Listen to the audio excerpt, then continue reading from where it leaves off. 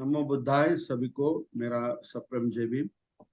और आज हम अपना 14th क्लास शुरू करने जा रहे हैं।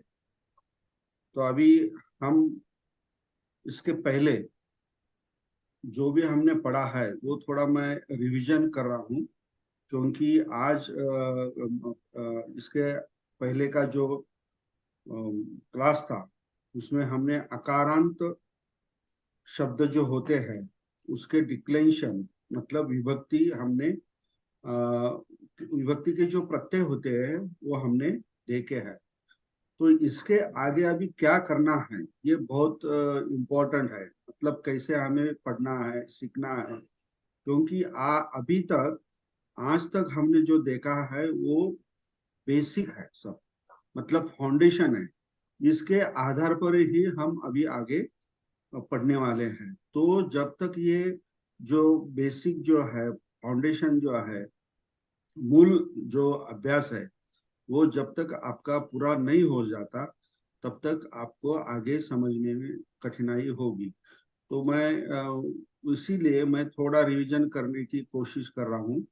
तो हमने पहले शुरुआत में हमने वर्णमाला सीखा। उसमें हमने जो स्वर होते हैं और जो व्यंजन होते हैं कितने होते हैं, 8 स्वर और व्यंजन व्यंजन जो है वो हमने देखे, 33 व्यंजन देखे। और उसके साथ उसका जो वर्गीय जो पैटर्न है वो भी हमने देखा। तो उसमें वर्गीय पैटर्न मतलब क वर्ग च वर्ग ऐसा जो है देखा हमने। और उसी के साथ जो निगहित के जो शब्द होते हैं मतलब जोड़ शब्द होते हैं तो वो भी हमने सीखे। उसके बाद हमने क्रियापद सीखे। तो क्रियापद में हमने सबसे पहले प्रथम पुरुष, उत्तम पुरुष, प्रथम पुरुष, मध्यम पुरुष और उत्तम पुरुष, ये पुरुष हमने सीखे। क्योंकि क्रियापद के लिए ये पुरुष जो है वो बहुत ही आवश्यक है समझने के लिए। तो इसलिए हमने पुरुष मतलब प्रथम पुरुष की जो हमारे मेरे सामने नहीं है, वो दूर कहीं है, अदृश्य है, मैं उसे देख नहीं सकता। ऐसे व्यक्ति के लिए हम प्रथम पुरुष के जो प्रत्यय होते हैं वो इस्तेमाल करते हैं। मध्यम के लिए जो हमारे सामने बैठा है उसके लिए जो प्रत्यय होते हैं वर्तमान काल के वो हम इस्तेमाल करते हैं। और उत्तम के लिए जो हम खुद क्रिया करते हैं तो उसके लिए जो प्रत्यय है वर्तमान काल में वो हम इस्तेमाल करते हैं। तो इसी तरह हमने वर्तमान काल के, भविष्य काल के और अतीत काल के जो प्रत्यय जो है वो प्रत्यय हमने देखे। और वाक्य में उसका हमने एग्जाम्पल लेके उसका सराव भी किया, मतलब पाठ भी किया, होमवर्क भी किया। और अच्छी तरह आप सबने बहुत अच्छी तरह आप सबने रिस्पांस दिया, आपको सबको समझ में भी आया। इसी तरह मूड्स जो है क्रियापद के बाद मूड्स जो है तो वो हमने देखे। उसमें सिर्फ हमने ये जो विद्यर्थ होता है वही सीखा है, मतलब उसके जो प्रत्यय है ए एय एयुम ऐसे जो प्रत्यय है वही सीखा है। उसके बाद हमें आज्ञार्थ सीखना है। लेकिन मैंने फिर बाद में आपको विभक्ति सिखाना शुरू कर दिया। तो विभक्ति में हमने जो अकारांत शब्द होता है, अकारांत शब्द मतलब जिस शब्द के अंत में स्वर अ का उच्चार होता है उसे हम अकारांत शब्द कहते हैं। तो पाली भाषा में ऐसे बहुत सारे शब्द है, अकारांत बहुत सारे शब्द है। तो वो शब्द अगर वाक्य में आए तो उनका अलग अलग विभक्ति में, अलग अलग विभक्ति में जो प्रत्यय होते हैं वो लगने से उसका अर्थ कैसा चेंज हो जाता है ये हमने विभक्ति के द्वारा सीखा। मतलब प्रथमा विभक्ति से लेकर सप्तमी विभक्ति तक हमने सीखा। और विभक्ति के विभक्ति की जो अर्थ होते हैं मतलब मीनिंग जो होते हैं वो भी हमने सीखे। तो मीनिंग जो है वो तो जो हमने पढ़े हैं सीखे हैं वो तो हमेशा के लिए हमें कहीं भी किसी भी वक्त कहाँ भी अगर विभक्ति का विषय आए तो वो रिस्पेक्टिव विभक्ति का अर्थ वही रहेगा, वो कहीं चेंज नहीं होगा। मतलब प्रथमा का विभक्ति का आप नाउन का डिक्लेरेशन कर रहे हैं तो नाउन का डिक्लेरेशन करें तो भी उसका वही मीनिंग रहेगा, अर्थ रहेगा। या सर्वनाम का कर रहे हैं तो भी उसका वही मीनिंग वही अर्थ रहेगा। या जो विशेषण है एडजेक्टिव है तो भी उसका वही मीनिंग रहेगा, अर्थ रहेगा। द्वितीय का भी वैसे ही सेम रहेगा। तो उसमें कोई चेंज नहीं होता है विभक्ति के अर्थ में। लेकिन विभक्ति के जो प्रत्यय होते हैं वो मात्र हमेशा चेंज होते हैं। आणि और वो कैसे चेंज होते हैं कि वो ये स्वरांत शब्द जो है मतलब शब्द का जो स्वर होता है अंत का उसके हिसाब से वो प्रत्यय चेंज होते हैं। तो हमने पहले अभी अकारांत शब्द का ये किया, अध्ययन किया। और अभी हम किसी स्टूडेंट ने पिछली बार मुझे कहा था कि आलापन जो है वो आलापन भी हमें सीखना है। तो ये जो विभक्ति होती है उसे कारक भी कहते हैं। तो कारक का मतलब होता है कि क्रियापद के द्वारा कुछ एक्शन करना। तो ये जो 7 विभक्ति है वो उसमें बैठते हैं तो उसे कारक कहते हैं या विभक्ति कहते हैं। लेकिन जो आलापन जो है एट उसको केस या डिक्लेरेशन नहीं कह सकते, हम विभक्ति नहीं कह सकते, लेकिन उसे हम आलापन कहेंगे। तो जो आलापन है तो हर एक शब्द का आलापन जो है मतलब संबोधन। आलापन का मतलब होता है संबोधन। मतलब हम किसी व्यक्ति को संबोधित कर रहे हैं, मतलब उससे बुला रहे हैं, कॉल कर रहे हैं या उसके साथ बोल रहे हैं। तो उसे क्या करना चाहिए? मतलब अगर मुझे वाणिज्य जो है मतलब व्यापारी है या बालक है उसके साथ बोलना है तो मैं अगर उसे कॉल करूं या बुलाऊं तो मुझे क्या करना चाहिए? तो वो उसे संबोधन कहते हैं, मतलब आलापन कहा जाता है। तो जो आलापन है बुद्ध शब्द में आलापन एक वचन में बुद्ध और बुद्धा वो होता है। बुद्ध या बुद्धा ये होता है। अगर मैं बालक और बालका कहूँ एक वचन में, बालक या बालका कहूँ एक वचन में, ए बालक अगर मैं ऐसा उसे संबोधन करूं, वो मेरे सामने है और वो मैं उसे बुलाऊं ए बालक, तो इसका मतलब हो गया मैंने संबोधन किया, मतलब मैंने उसे बुलाया या कहा कुछ। तो ये आलापन हो गया या संबोधन हो गया। तो उस जगह हम सिर्फ बुद्ध बुद्ध अगर कहे तो बुद्ध या बुद्धा, और अनेक वचन में भी हम उसे बुद्धा ही कहेंगे। आलापन जो है संबोधन जो है बुद्धा। जैसे कि भगवान बुद्ध भिक्षुओं को जब उपदेश देते हैं तो सबसे पहले उन्हें संबोधन करते हैं, मतलब बुलाते हैं, मतलब भिक्कवे। तो ये भिक्कवे जो है वो आलापन है, मतलब उनसे अभी वो कहने वाले हैं कुछ। हाँ, भिक्कवे। और बाद में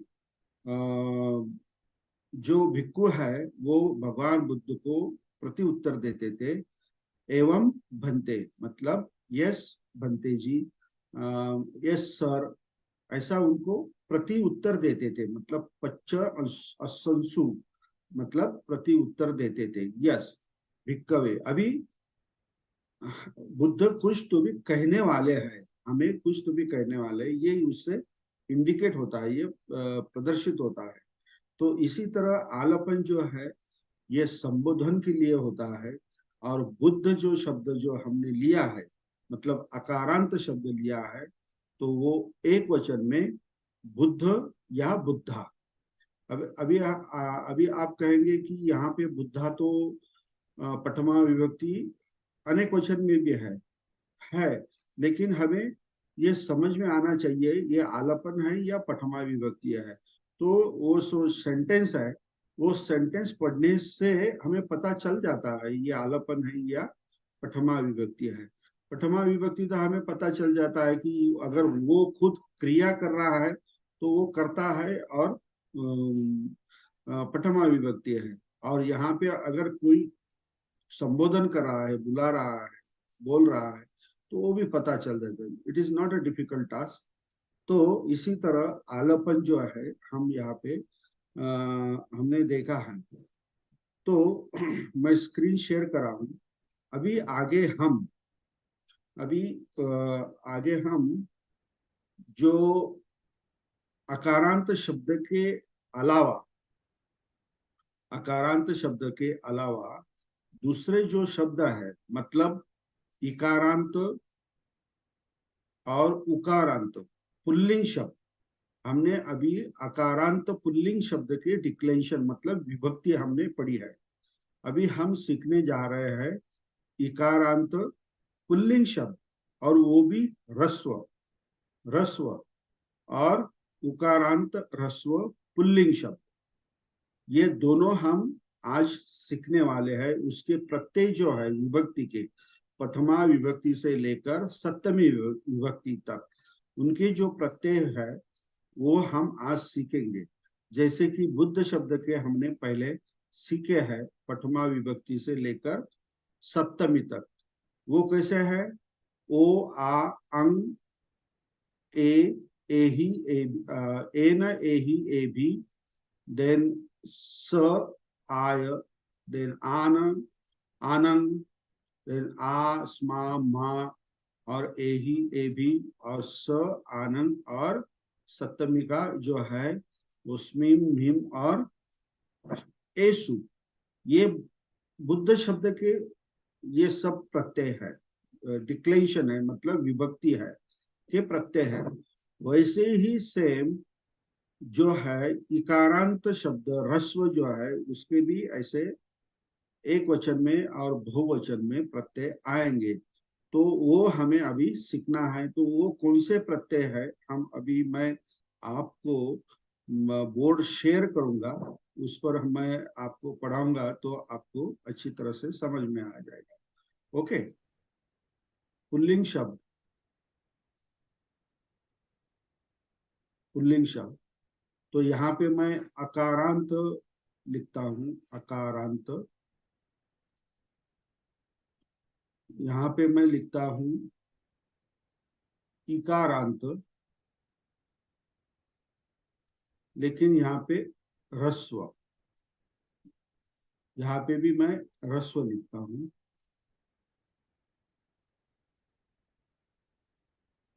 और यहाँ पे मैं उकारांत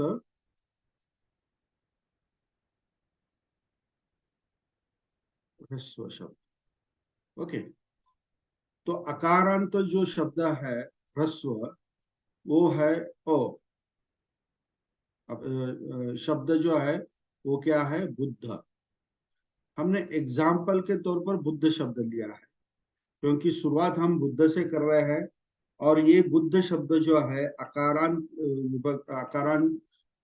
शब्द की जो डिक्लेंशन है वो आगे भी बहुत सारे स्थानों पर आपको उसकी बहुत सारी मदद होगी, क्योंकि उसके आधार पर दूसरे शब्द दूसरे विशेषण सर्वनाम के भी डिक्लेंशन या विभक्ति उसके आधार पर ही है। तो आपको सबको कंपलसरी ये बुद्ध शब्द की जो डिक्लेंशन है प्रथमा से सप्तमी तक, मतलब विभक्ति या प्रत्यय है, वो तो आपको रिसाइड करना है, पाठ ही करना है। मतलब कहाँ भी कहीं भी अगर आपको पूछे कि अकारान शब्द का पंचमी का ये प्रत्यय बताइए, तो आपको छठ से आपको वो आना चाहिए, इतना उसका आपने मुखदगत करना है उसको।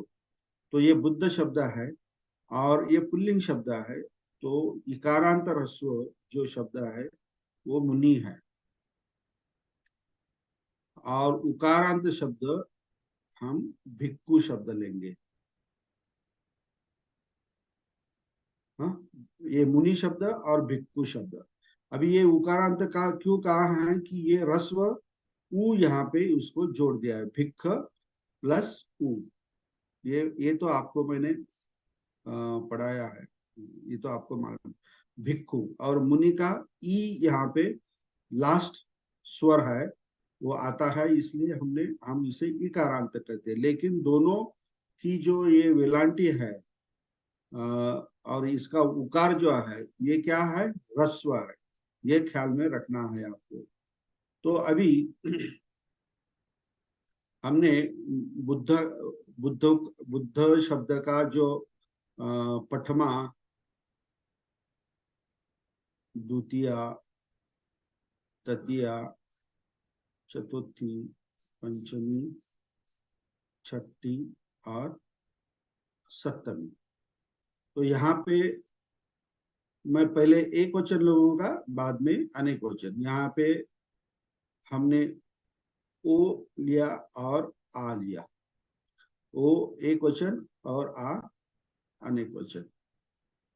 तो वैसे ही मुनि का जो है प्रथमा एक वचन, तो वो है मुनि, मुनि और मुन यो। अभी यहाँ पे देखिए,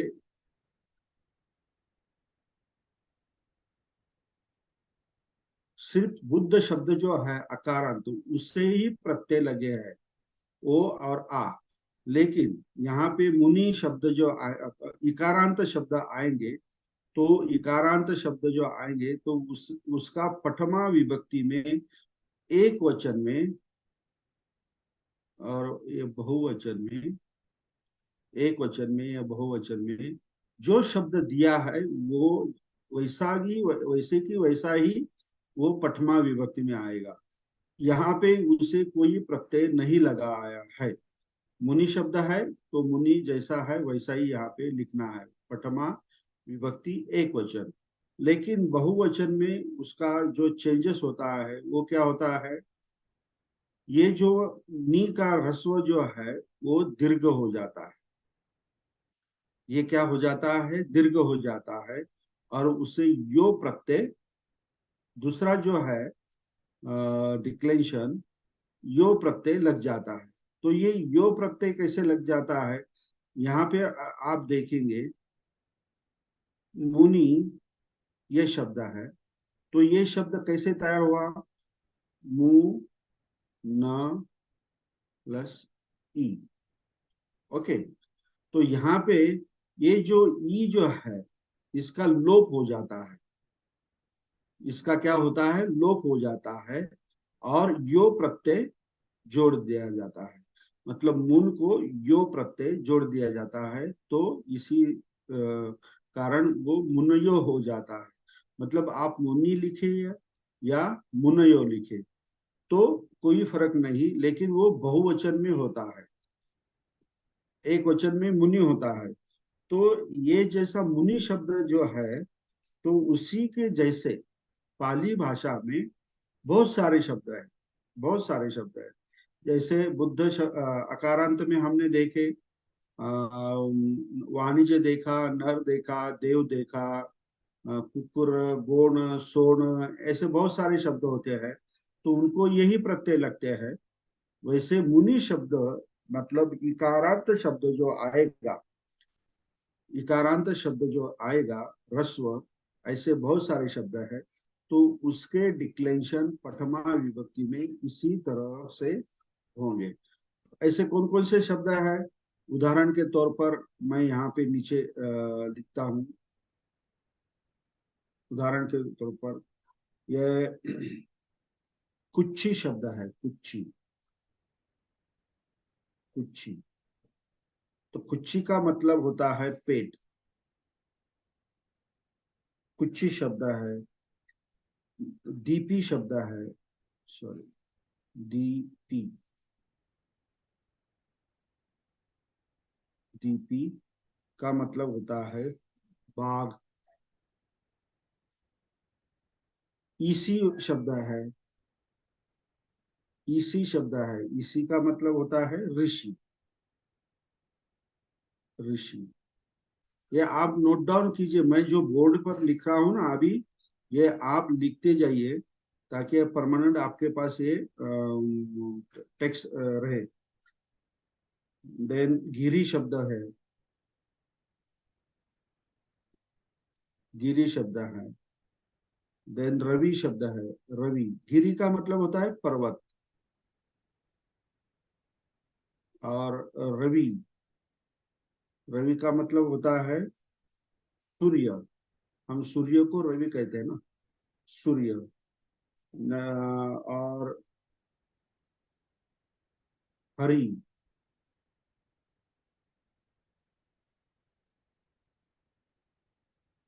और अरि, पति, गहपति, पति गहपति। बलि, बलि भी शब्द है, आप जानते हो बलि। और व्याधि, व्याधि, व्याधि। देन मुट्ठी। ये सारे शब्द क्या क्या है, कौन से है? रस्व इकारांत शब्द है, रस्व इकारांत शब्द है। तो ये जो शब्द है, तो इसके डिक्लेंशन मतलब विभक्ति हमको अभी चलाना है।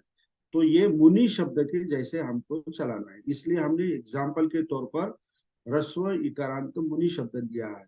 तो ये सब शब्द जो है ये क्या है? पुल्लिंग शब्द है, मस्कुलाइन शब्द है। तो यहाँ पे मैंने मुनि जो शब्द है जैसा था दिया हुआ है वैसा ही लिखा, और बहुवचन में वो नी का जो ह्रस्व विलांटी था वो दीर्घ कर दिया, और यो प्रत्यय लगा दिया। लेकिन यो प्रत्यय लगाने से पहले ई स्वर जो है उसका अंत का, उसका क्या हुआ? लोप हो गया, तो वो मुनयो हो गया, मतलब अनेक वचन में हो गया। तो यहाँ पे मुनि, अगर हम यहाँ पे एग्जाम्पल के तौर पर देखेंगे, तो हम यहाँ पे ऐसा लिख सकते हैं, मुनि पब्बतं वसति। ओके, मुनि पब्बतं वसति। ओके, तो यहाँ इसका मतलब क्या हुआ? एक मुनि पब्बते, पब्बतं में पब्बते वसति मतलब पर्वत पर रहता है। अभी ये पब्बते जो है, ये पब्बत जो है, ये अकारांत शब्द है, ये अकारांत शब्द है, अकारांत। और इसे ए प्रत्यय लग गया तो ये पब्बते हो गया, मतलब सप्तमी का इसका मीनिंग इसे लग जाएगा, मतलब पब्बत पर। तो ये आपको अभी ध्यान में रखना है, जिस जिस जगह अकारांत शब्द आएगा वहां पे कौन सी विभक्ति लगी है और कौन सा प्रत्यय लगा है, ये भी आपको ध्यान में रखना चाहिए या रखना पड़ेगा। अभी आप धीरे धीरे ये जो गंभीर जो है ना वो व्याकरण वो आप पढ़ रहे हैं, तो पीछे जो पहले सिखाया हुआ है उसको भूलना नहीं है आपको। तो मुनि पब्बते वसति, तो इसका मीनिंग हो गया मुनि पर्वत पर रहता है, एक वचन। ओके, अगर मुझे अनेक मुनि कहना है, मतलब बहुत सारे मुनि जो है, तो वो कहना है, तो मैं यहाँ पे ये मुनि ऐसा नहीं लिखूंगा, तो मुनि ये इधर बहुवचन में दिया है उसी तरह लिखूंगा। तो मैं ऐसा लिखूंगा, मुनि या मु न यो पब्बते वसंती। अभी मैंने वसंती क्यों लिखा? क्योंकि हमारा कर्ता जो है ये अनेक वचन में है, और कर्ता का और क्रियापद का ये जोड़ी जो है, हम मैंने आपको बहुत सा बार बताया है कि ये एक वचन में है कर्ता, तो क्रियापद भी एक वचन में होना चाहिए। और अगर कर्ता अनेक वचन में है तो क्रियापद भी अनेक वचन में होना चाहिए। इसमें कोई भी मिस्टेक, गलती ये माफ नहीं है। ये अगर आपको समझ में नहीं आया तो आप पाली नहीं सीख सकते या आगे बढ़ नहीं सकते। तो ये आप लिख लीजिए, कर्ता अगर एक वचन में है तो क्रियापद भी एक वचन में ही रहना चाहिए। कर्ता अगर अनेक वचन में है तो क्रियापद भी अनेक वचन में रहना चाहिए। और मैंने ये बार बार आपको क्रियापद जो है वो सिखाते वक्त बताया भी है। ओके।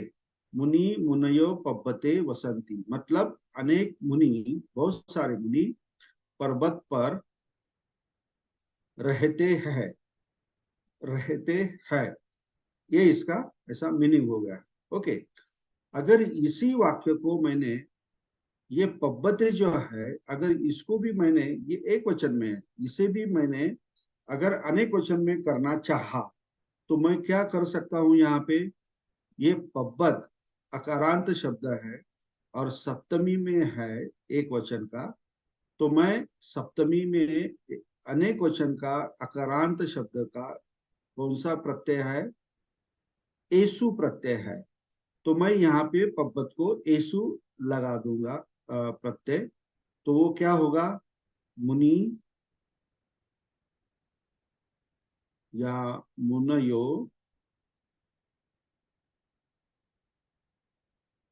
पब्बतेसु। यहाँ पे मैंने एसु लगा दिया, पब्बत प्लस एसु प्रत्यय लगा दिया, सप्तमी का, वसंती। अभी इस शब्द वाक्य का अर्थ क्या हुआ? बहुत सारे मुनि, ये तो कर्ता हो गया क्योंकि रहने की क्रिया वो कर रहे हैं। वसम मतलब रहना, तो रहने की क्रिया कर रहे हैं, तो वो तो कर्ता हो गए। वसंती ये क्रियापद हो गया, अंति लग गया तो वो वर्तमान काल है, अनेक वचन है। लेकिन पब्बतेसु का मतलब ये क्या हुआ? पर्वतों पर, मतलब एक पर्वत नहीं, अनेक पर्वतों पर रहते हैं, मतलब अनेक ऋषि अनेक पर्वतों पर रहते हैं। ओके। तो इसी तरह ये जो पठमा विभक्ति जो है, ये इसमें जो भी शब्द दिया हुआ है वो शब्द जैसे ही है, जैसा दिया है वैसा ही हमें एक वचन में लिखना है। लेकिन बहुवचन में उसकी जो वेलांटी जो है वो क्या करनी है? दीर्घ करनी है, मुनि, और यो प्रत्यय उसको जोड़ना है।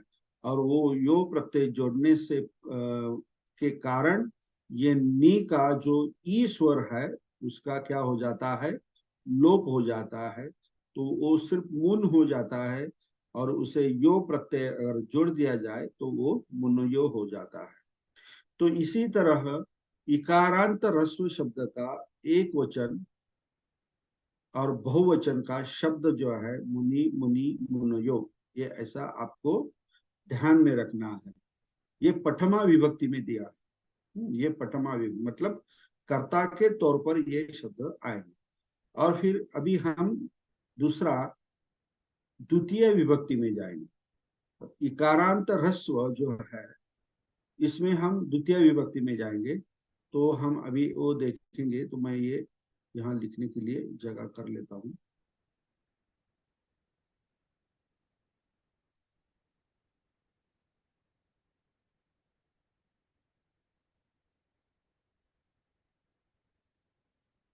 ये मैं कट ही कर देता हूँ, ये बाद में लिख।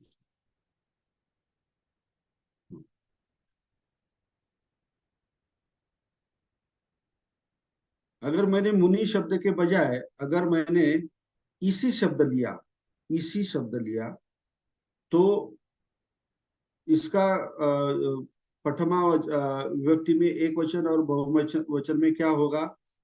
यहाँ पे इसी, यहाँ पे ई सी और ई स यो, ऐसा उनका रूप होगा, मतलब विभक्ति होगी। ओके। अगर मैंने गिरी शब्द लिया या रवि शब्द लिया, रवि, तो पटमा विभक्ति में कैसा होगा? रवि जैसा है वैसा, और लेकिन बहुवचन में क्या होगा? इसका दीर्घ होगा। और दूसरा र सॉरी र व यो होगा, क्योंकि ये सारे शब्द क्या है? इकारांत है। ओके। अगर मैंने अरि शब्द लिया, अरि, तो अरि जैसा है वैसा ही हमने एक वचन में लिखा क्योंकि वो करता है, लेकिन बहुवचन में हम क्या करेंगे? अरि का दूसरी विलांटी और यो, ऐसा उसको लिखेंगे। तो इसी तरह आपको ध्यान में सब रखना है।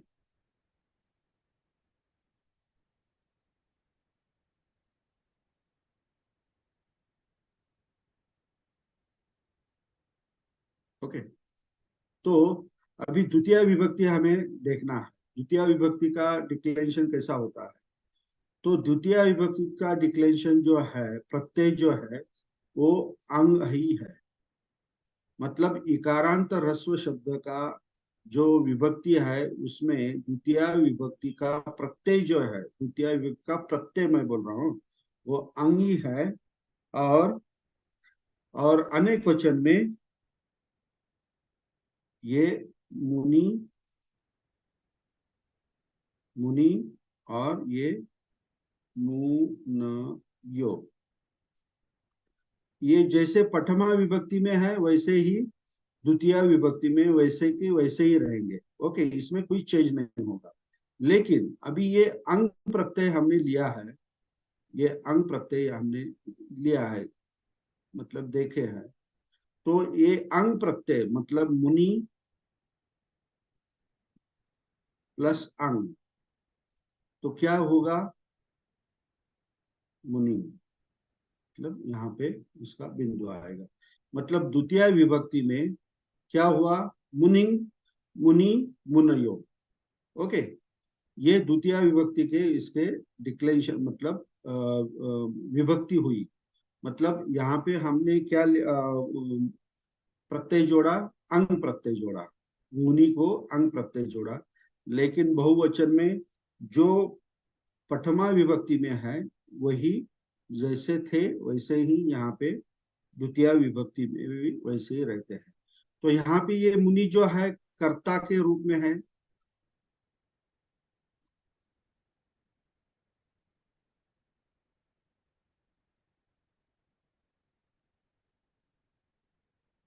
हेलो।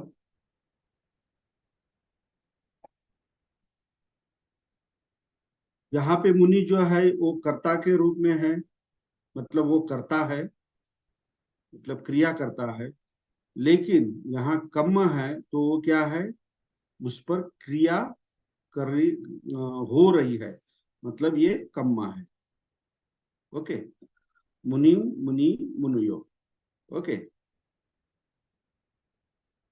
अभी ये जो द्वितीय विभक्ति है उसका अगर हम एग्जाम्पल देखें तो कैसा हो सकता है? तो हम यहाँ पे देखेंगे, बालक को मुनिम भोजनं देती, ये ऐसा है। अभी यहाँ पे देखिए, मुनि जो मैंने लिखा है, तो ये कौन से विभक्ति में है? द्वितीय विभक्ति में। मतलब मुनि पर क्रिया हो रही है, मतलब बालक ये तो कर्ता हो गया, ये अकारांत शब्द है तो ओ प्रत्यय लग गया प्रथमा विभक्ति कर्ता के रूप में। बालक को मुनिम भोजनन देती, मतलब लड़का मुनि को, मराठी में हम कहे तो मुनीस या मुनीला, जैसे हमने बुद्ध शब्द अकारांत शब्द सीखे, उसी तरह मुनीस या मुनीला, बालको मुनि भोजनं देती, मतलब लड़का मुनि को भोजन देता है, ऐसा इसका ट्रांसलेशन होगा इसमें द्वितीय विभक्ति में। अगर यही हमें बहुवचन करना है तो क्या होगा, बालकों मुनि। अभी यहाँ देखिए मैंने मुनि कैसा लिखा, दीर्घ लिखा, या मुनयो, ये द्वितीय विभक्ति में है अनेक वचन में। मुनयो भोजनं देती,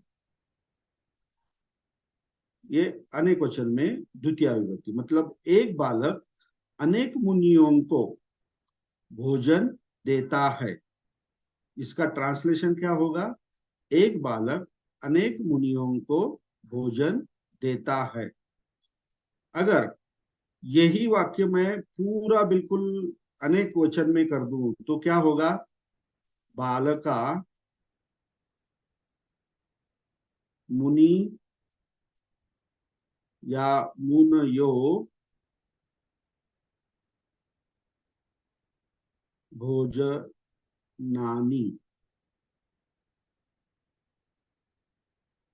देन्ति, ऐसा इसका अनेक वचन में हो जाएगा। मतलब हर एक शब्द मैंने अनेक वचन में दिया है। उदाहरण के तौर पर, मतलब अनेक बालक अनेक मुनियों को बहुत सारा भोजन देते हैं, ऐसा इसका मीनिंग हो जाएगा। मतलब खूप मुले अनेक मुनींना अनेक प्रकारचे जेवण देतात, यह ऐसा मराठी में इसका ट्रांसलेशन हो जाएगा। तो इसी तरह द्वितीय विभक्ति में हम प्रत्यय जो देखते हैं तो वो क्या है, इकारांत शब्द के रूप में अंग प्रत्यय है, लेकिन बहुवचन में मुनि मुनियो, वो जो प्रथमा विभक्ति के जो है रूप वैसे के वैसे ही रहेंगे। ओके, ये आपको समझ में आया है। द्वितीय विभक्ति यहाँ पे सिर्फ अंग प्रत्यय है, बाकी दूसरा यहाँ पे यो प्रत्यय है। हाँ बोला जेठे जी। हाँ जेठी जी अनम्यूट हो योर हो हो सेल्फ। सर, हां सर, जयवीर सर.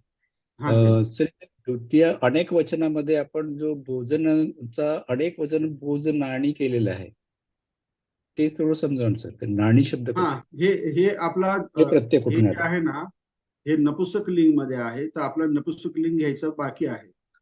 आता हां हा हां, बरोबर सर. भोजनाने ते जो अजून आहे आपण अनेक शिकलो नाही वचन, म्हणून ते शंका आली सर. हाँ अनेक वचन आहे नपुसक लिंगचा, तर ते हं. आपण शिकणार आहोत पुल्लिंग ठीक आहे सर. शब्दानंतर आपण तेच करणार। Okay, okay okay sir. Okay. अजून कोणाला काही शंका आहे? दोन जण कोणी हात वर केले, याच्यामध्ये कोणाला काही शंका असेल तर विचारून घ्या, म्हणजे मी if any one have a doubt. Asha माने।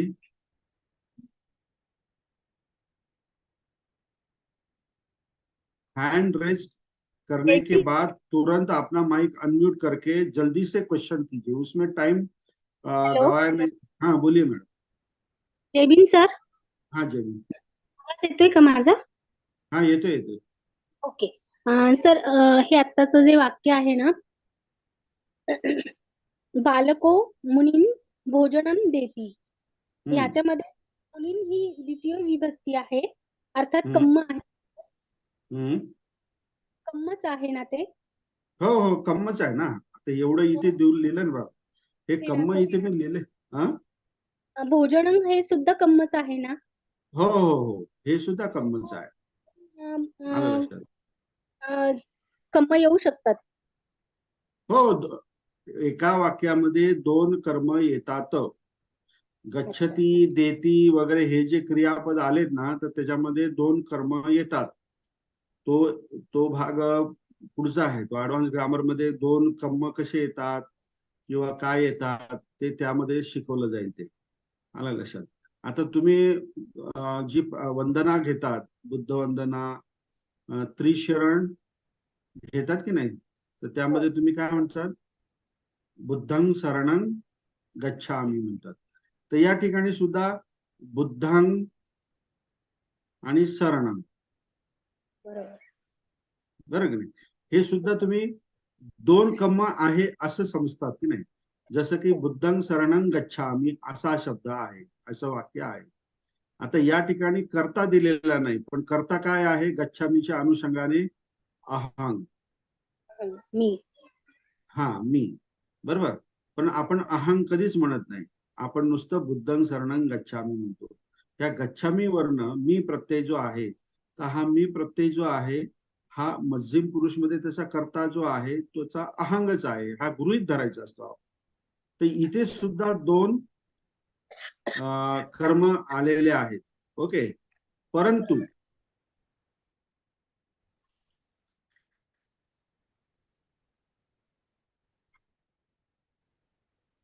बुद्धं हा जो पहिला जो कर्म जो आहे हा काय आहे? प्रायमरी म्हणजे प्रमुख प्रायमरी कर्म आहे. आणि दुसरा जो आहे हा सेकंडरी म्हणजेच काय? दुय्यम दुय्यम कर्म. असे दोन कर्म एका वाक्यामध्ये येऊ शकतात. आणि याचं जे व्याकरण आहे आता ते बरंच पुढे मोठं आहे, ते मी तुम्हाला आता सांगितलं तर तुमचा वेळ जाईल त्याच्यामध्ये. तर या ठिकाणी फक्त लक्षात घ्या, बालको मुनी भोजनं देती. ओके. तर या ठिकाणी हा जो भोजनं शब्द जो आहे ना, हा भोजनं शब्द कर्म म्हणून नाही आलेला, हा पठमा विभक्ती एक वचन नपुंसकलिंग मध्ये आहे. भोजन, ते भोजन. आलं लक्षात? तर असे जे काही शब्द येतील ते भोजनानी वगैरे हे नपुंसकलिंग मध्ये आहेत. तर ते आपण बघूया काय आहे ते. आणि पठमा विभक्तीचा अर्थ नुसताच करता नाही, तर अनेक प्रकारे सुद्धा तो त्याचा उपयोग केला जातो. त्याचं डिटेल जे आहे ते आपण हे मुनीचं संपल्यानंतर मग तुम्हाला मी ते सांगेन. आता फक्त मुनीचे जे काही प्रत्यय जे मी तुम्हाला शिकवतो त्या अनुषंगानेच फक्त तुम्ही लक्ष द्या, बाकीच्या शब्दांकडे तुम्ही लक्ष देऊ नका. आणि त्याच्याबद्दल शंकाही विचारू नका, कारण मला माहिती तुम्हाला मी काय शिकवलंय आणि काय नाही शिकवलंय. आणि जे शिकवलं नाही ते मी पुढे शिकवणारच आहे, त्याचं एक्सप्लेनेशन मी देणारच आहे. त्यामुळे काय होतंय की हे बाकीचे जे काही आपलं रुटीन जो शिकत आहोत आपण आता त्याच्यामध्ये व्यत्यय होतो. ओके.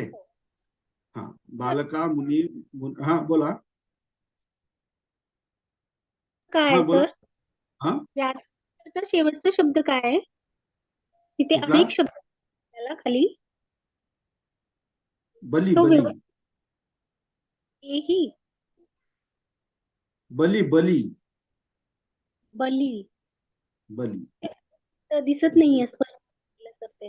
हा, तुमचं पुढे मागे खालवर स्क्रीन करा किंवा मोठा छोटा करा स्क्रीन, तुम्हाला दिसेल तो. ओके. बली आहे तो शब्द. तर अशा प्रकारे बालका मुनी मुनयो भोजनानी देती म्हणजेच काय? अनेक मुले अनेक मुनींसाठी आपलं सॉरी मुनींना भोजन भोजन म्हणजे वेगवेगळ्या प्रकारचे भोजन देतात असा त्याचा अर्थ होईल. तर या ठिकाणी द्वितीय विभक्तीचं कोणाला काही शंका आहे? इथे अंग प्रत्यय आहे आणि इथे प्रथमा विभक्तीचे ज्या पद्धतीचे रूप जे आहेत तेच रूप याला सुद्धा आहेत. द्वितीय विभक्ती कम्मला सुद्धा आहेत. ओके.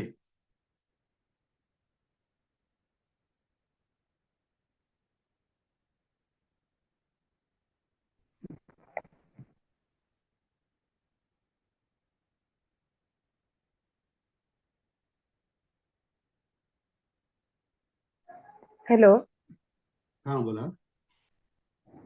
हा सर, जय भीम सर. मला एक विचारायचं होतं, हे हा, द्वितीय विभक्तीमध्ये जे मुनी आणि मुनयो, जे हो. मुनयो होतं सर, हा, आणि पठमामध्ये पण मुनयो झालेला आहे, तर आपला हा जो शब्द जो आहे हा मुनी आहे ना सर? कुठला शब्द? तर, मला मुनी नाही. मुनी नाही का? हा ते हा अनेक हा वचन मध्ये, हा, अनेक वचन मध्ये मुनी शब्द आहे. अनेक वचन मध्ये जे आपण मुनयो, त्याचा हा, जो मुनयो झालेला आहे सर, तर मूळ मूळ शब्द हा मुनी आहे ना सर? आता तोच असणार ना मॅडम, दुसरा कुठला असणार? मी तुम्हाला एवढं डिटेल समजून सांगितलं की त्या मुनय मला शब्दाचं मी इथे मुन असं, कसा हे बघा हा मुन अधिक यो हा म्हणजे ऐका, आता मी जे सांगतो ते ऐकून घ्या. मुनी अधिक मुनी अधिक यो असा आहे, बरोबर. परंतु हा जो नी जो आहे, हा नी आहे, त्याचा जो ई जो आहे स्वर, त्याचा काय होतो, लोप होतो. नीचा ईचा स्वर लोप झाल्यानंतर तो फक्त न राहतो आणि त्याला हा य जोडला जातो, यो जोडला जातो, म्हणून तो मुनयो असा शब्द तयार होतो. तर त्याचा मूळ शब्द जो आहे तो मुनीचा आहे. दुसरा शब्द कोणता येऊ शकतो, दुसरा येण्याचा काही विशेष नाही ना. ठीक आहे सर, धन्यवाद सर. ओके.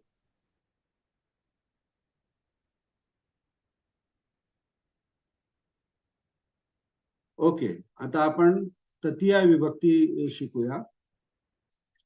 तृतीय विभक्तीमध्ये मुनी मुनी शब्दाला आपल्याला तृतीय विभक्तीचा नो हा प्रत्यय आहे, सॉरी ना प्रत्यय आहे. काय आहे, ना. तर मग हा ना जर प्रत्यय आपण मुनी शब्दाला जोडला तर तो काय शब्द तयार होईल, मुनी ना. ओके, मुनी ना.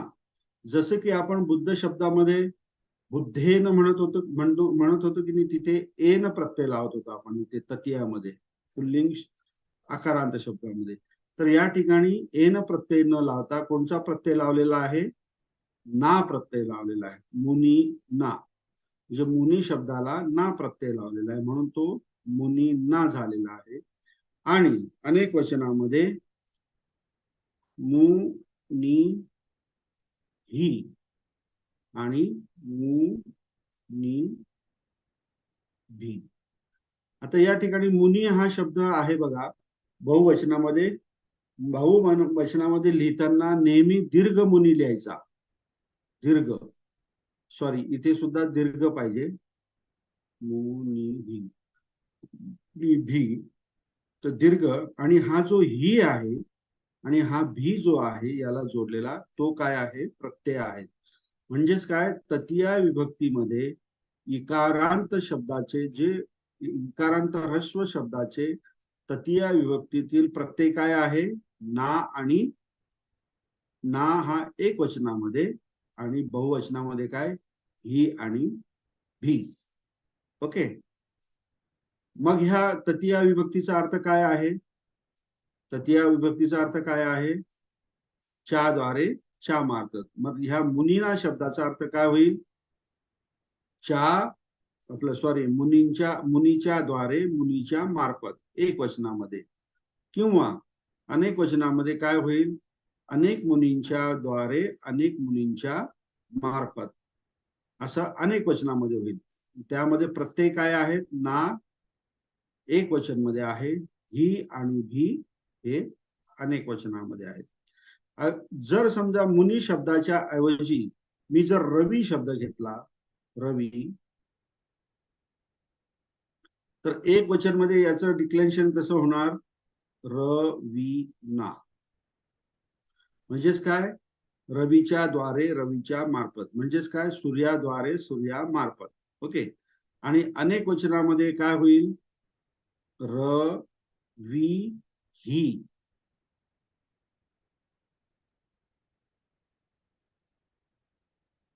आणि रवी भी. आता इथे ही आणि भी मी प्रत्यय लावलेला बघ, ही आणि भी प्रत्यय लावलेला. ओके. या ठिकाणी जर समजा गिरी शब्द जर घेतला मी, गिरी, तर काय होईल, रवीना म्हणजे काय, रवीच्या द्वारे, रवीच्या मार्फत. इथे गिरी म्हणजे काय, पर्वत. मग इथे काय होईल, गिरी ना, अनेक वचनामध्ये काय होईल, गिरी ही, सॉरी हा दीर्घ पाहिजे इथे, गिरी ही, गिरी री भी, इथे ही आणि भी प्रत्यय लागलेला आहे. दोघांपैकी कोणताही आप दोनों में से एक कौन सा भी प्रत्यय यहाँ पे लगा सकते हो. दोनों का मीनिंग अर्थ जो है एक ही होता है. ये गिरी नाम का मतलब हो जाता है पर्वत के द्वारे और पर्वत के मार्फत, मतलब उसके द्वारा. और अनेक वचन में अनेक पर्वतों के द्वारा, ऐसा इसका मतलब हो जाएगा.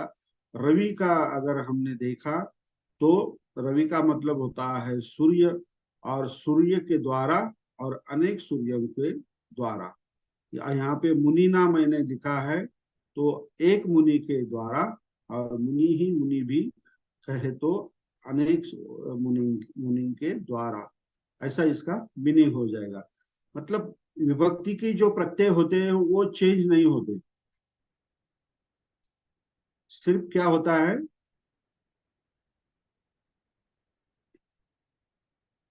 सॉरी, विभक्ति के प्रत्यय चेंज होते हैं, सिर्फ अर्थ या मीनिंग चेंज नहीं होता. ये आप पूरी अच्छी तरह से ध्यान में रखिए. अभी मैं यहाँ पे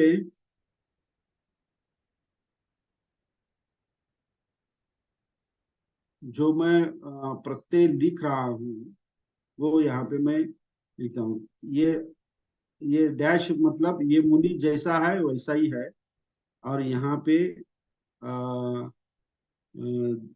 दीर्घ और यो, ये मैं ऐसा लिखता हूँ. और द्वितीय विभक्ति में प्रत्यय का क्या आया, अंग प्रत्यय आया.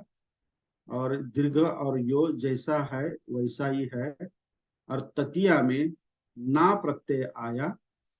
और अनेक वचन में ही और भी.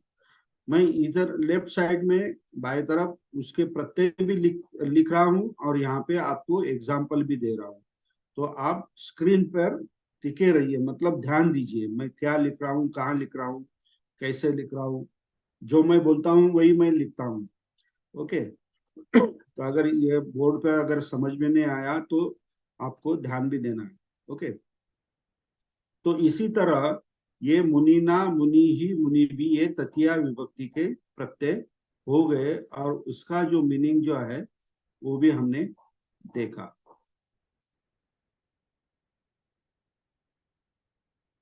अभी इसका एग्जाम्पल हम अगर ले तो क्या कैसा हो सकता है. हाँ, ये देखिए, अगर उसका उदाहरण मैं, मुनीना, मुनीना, मुनीना बालकं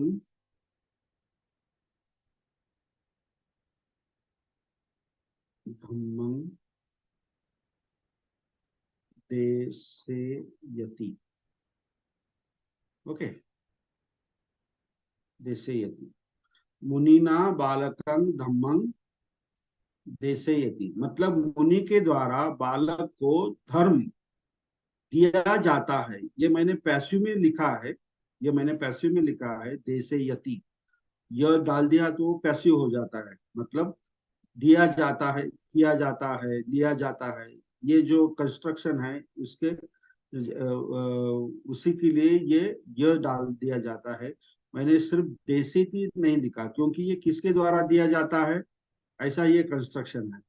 तो मुनीना बालकं धम्मं देशयति, मतलब मुनि के द्वारा, एक मुनि के द्वारा बालक को धर्म दिया जाता है. अगर अनेक वचन में किया जाए तो मुनि ही,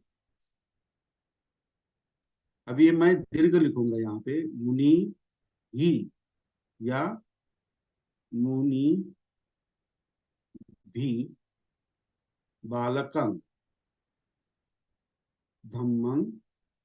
अभी यहाँ पे अनेक वचन में है ना, अभी मुनि ही, मुनि भी, तो ये हमारा जो क्रियापद है ये वो भी चेंज हो जाएगा, देशे यंती. ओके. मतलब अनेक मुनि के द्वारा बालक को धर्म दिया जाता है, ऐसा इसका ट्रांसलेशन होगा. ओके.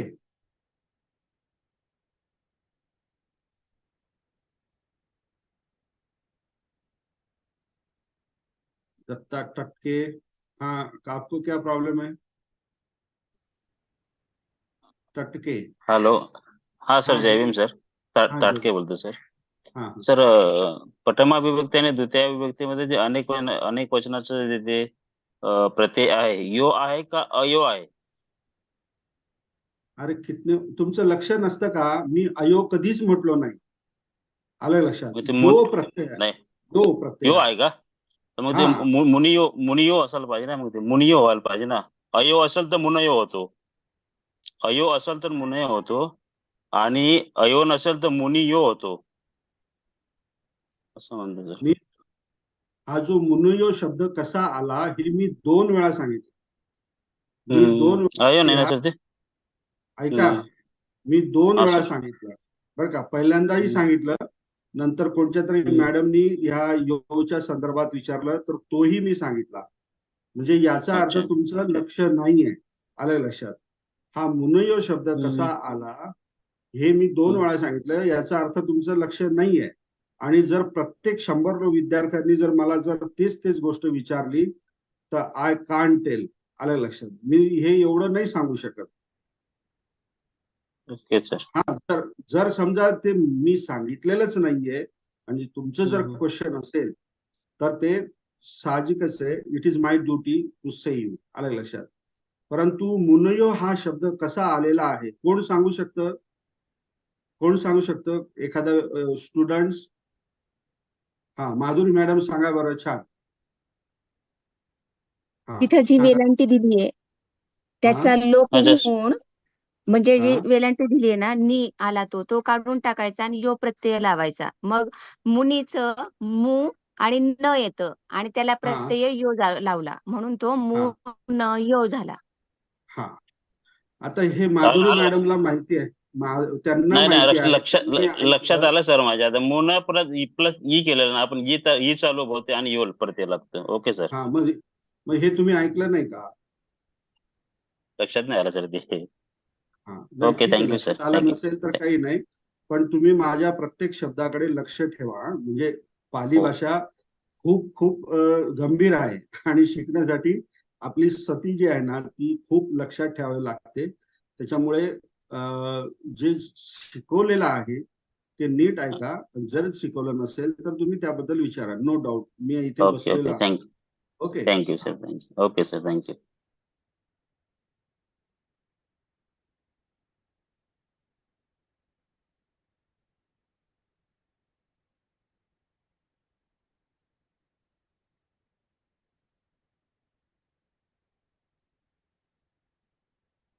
ओके.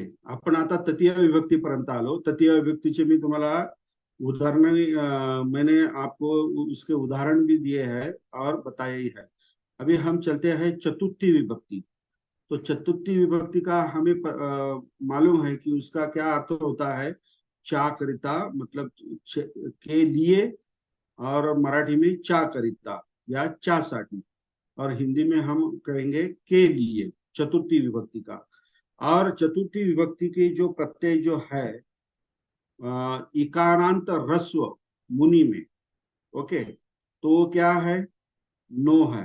ये सॉरी स भी है. ये हम यहाँ पे मुनि शब्द में लिखता हूं पहले, और फिर ये डबल स, ये स और नो, ये 2 प्रत्यय है. तो ये दोनों में से एक कोई भी प्रत्यय हम लगा सकते हैं. तो मुनि प्लस स तो क्या हो गया? मुनिस्स. ओके. और अगर नो प्रत्यय लगाया तो क्या होगा? मुनि नो, ये होगा. तो अगर मुनिनो शब्द अगर यहाँ पे मैं लिखता हूं मुनि नो या मुनिस्स, ये दोनों को मीनिंग जो है ये एक ही जैसे है. ओके. मुनिनो मुनिस्स. ओके. तो इसका मतलब क्या होगा? मुनिनो मतलब मुनि के लिए, मुनीच्या साठी, मुनीच्या करिता. और मुनिस्य का भी मतलब होता है मुनि के लिए, मुनीषा साठी. ऐसा इसका मतलब होगा. अगर ये अनेक वचन में हम लिखे तो यहाँ पे मुनि, ये देखिए मैंने रसोई लिखा, यहाँ पे हम नंग लगाएंगे। ये नंग प्रत्यय जो है ये यहाँ पे अनेक वचन में लग गया। मतलब चतुर्थी में इकारांत ह्रस्व जो शब्द है उसके प्रत्यय कौन से है? डबल स, नो एक वचन में, और बहुवचन में क्या है? न। ओके, ये दो प्रत्यय है। अगर मैंने मुनि शब्द के बजाय अगर मैंने अरि शब्द लिया, अरि शब्द लिया, तो चतुर्थ का क्या हो जाएगा उसे? अरि, अरिस, मतलब मैंने अरिस ये शब्द लगा दिया। अगर नो लगाया तो क्या हो जाएगा? अरि नो हो जाएगा, एक क्वेश्चन। मतलब अरि का मतलब क्या होता है? दुश्मन, हाँ, शत्रु। तो शत्रु के लिए इसका मीनिंग हो जाएगा अरिस या अरिनो का, शत्रु के लिए। ओके। और अगर अनेक वचन में अगर लिया जाए तो क्या होगा? अरिनंग। ये नंग प्रत्यय मैंने अरि को लगा दिया, लेकिन लगाने से पहले मैंने री का दीर्घ कर दिया। मतलब ये बहुवचन में सब दीर्घ ही आने वाले हैं, ये नियम के तौर पर। तो अरिनंग, तो इसका मतलब क्या होगा? शत्रुओं के लिए, चतुर्थी विभक्ति, शत्रुओं के लिए, इसका मीनिंग हो गया अरिनंग, शत्रुओं के लिए। और ये शत्रु के लिए एक वचन में। और कौन सा भी शब्द लिया, व्याधि लिया, अगर मैंने व्याधि शब्द लिया, व्याधि, तो यहाँ पे क्या होगा? व्याधिस या व्याधिना। मतलब क्या होगा? व्याधि मतलब रोग होता है ना, आजार म्हणतो आपण मराठी में, आजार। तो व्याधि के लिए मतलब रोग के लिए, या अगर अनेक वचन में हम देखें तो व्याधि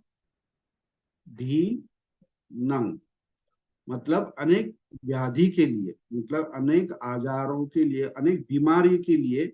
ऐसा यहाँ पे चतुर्थ विभक्ति का जो मीनिंग है वो है यहाँ पे आपको लगाना है। ओके। अगर इसको हमें, इसका हमें एग्जाम्पल लेना है तो क्या एग्जाम्पल, कैसा एग्जाम्पल होगा? कोई बता सकता है? Anyone can try? चा साठी चा करिता, कोई बता सकता है? बहुत सिंपल है। मुनिनो और मुनिस लिखना है या मुनीन निकला है, मुझे मुनिन के लिए या मुनींच्या साठी, ऐसा एक कंस्ट्रक्शन करना है आपको, मतलब वाक्य तैयार करना है। तो हम सिंपल वाक्य लेंगे। ओके, बालको मुनिनो उदकम आहरती। ये इस ऐसे हमने बहुत सारे एग्जाम्पल देखे हैं, तो आपको अभी ये आना चाहिए था। बालको मुनिनो उदकं आहरती, मतलब लड़का मुनि के लिए, एक मुनि के लिए पानी लाता है। म्हणजेच काय? एक मुलगा मुनीसाठी, मुनिनो, इथे मूळ शब्द काय आहे? मुनि शब्द आहे। मूल शब्द यहाँ पे क्या है? रूट मुनि है, और नो क्या लग गया? यहाँ पे प्रत्यय लग गया। बालको मुनिनो उदकं आहरती, मतलब एक लड़का एक मुनि के लिए पानी लाता है। आहरती का मतलब हो गया लाना। तो यहाँ पे मैंने अगर मुनिना के जगह मुनिस भी लिखा तो कोई मीनिंग में कोई चेंज नहीं होगा। ये भी लिख सकते हैं, बालको मुनिस उदकं आहरती, मतलब एक लड़का मुनि के लिए पानी लाता है। लेकिन अगर हमें इसका अनेक वचन में करना है, मुनिनो का अनेक वचन में करना है, तो वो क्या होगा? मुनि नंग। ओके, तो बालको मुनि नंग, मुनिनं उदकं आहरति। ओके, मतलब एक लड़का अनेक मुनि के लिए, यहाँ पे मुनि नंग हो गया ना, ये नंग प्रत्यय अनेक वचन का यहाँ पे लग गया मुनि को, तो बालको मुनि नंग उदकं आहरति, मतलब एक लड़का अनेक मुनि के लिए। ओके सॉरी, यहाँ पे जो न जो है यहाँ पे दीर्घ होना चाहिए, मुनिनंग। ओके, बालको मुनिनंग उदकं आहरति, मतलब एक लड़का अनेक मुनि के लिए पानी लाता है, ऐसा इसका मीनिंग हो जाएगा। तो ये चतुर्थी विभक्ति की जो प्रत्यय जो है वो हम यहाँ पे सेपरेटली यहाँ पे लिखेंगे।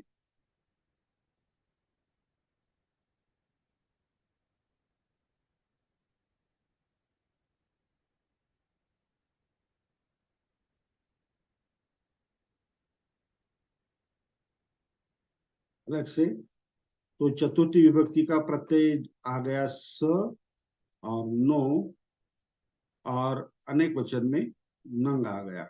ओके, यहाँ पे मैं इकारांत मुनि शब्द के जो शब्द प्रत्यय है यहाँ पे सेपरेटली यहाँ पे अलग मैं लिख रहा हूँ, और उदाहरण आपको इधर दे रहा हूँ इस जगह। ओके, अभी पंचमी, पंचमी में के प्रत्यय क्या है, पंचमी का अर्थ क्या क्या है, चाप आंसू, मतलब के चाप आंसू मतलब उसके दूर जो है जाता है, इसी अर्थ में होता है चाप आंसू।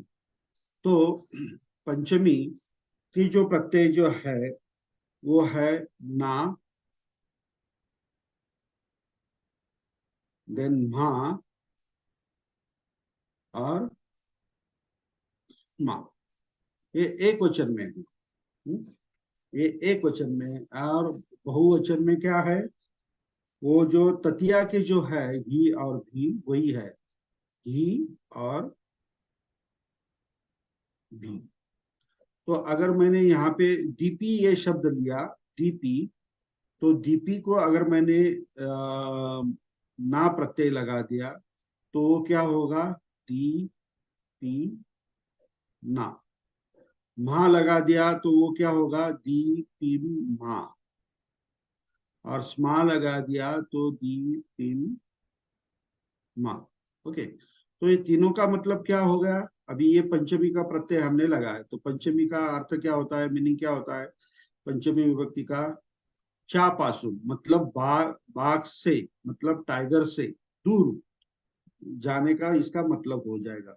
और अगर इसी दीपी को ही और भी अनेक वचन में लगा दिया तो क्या होगा, दी पी ही, या दी पी भी, दीपी ही दीपी, मतलब अनेक टाइगर अनेक बाघ जो है उससे दूर जाना, ऐसा इसका मतलब हो जाएगा पंचमी विभक्ति का।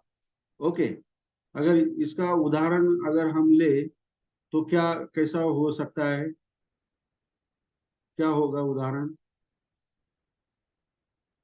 कोई भी दूसरा उदाहरण, ये बाघ का ही लेना है या टाइगर का ही लेना है, ऐसा कुछ नहीं। हम्म,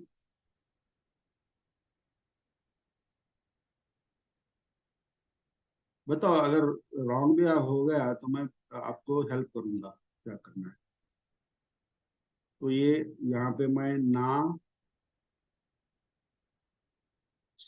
मा और मा लिखता हूँ एक वचन में, और ही और भी ये अनेक वचन पंचमी के प्रत्यय जो है वो।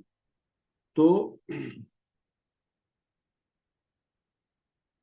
यहाँ पे हम ये जो है पंचमी का देखेंगे तो कैसा है? मिगा, मिगा,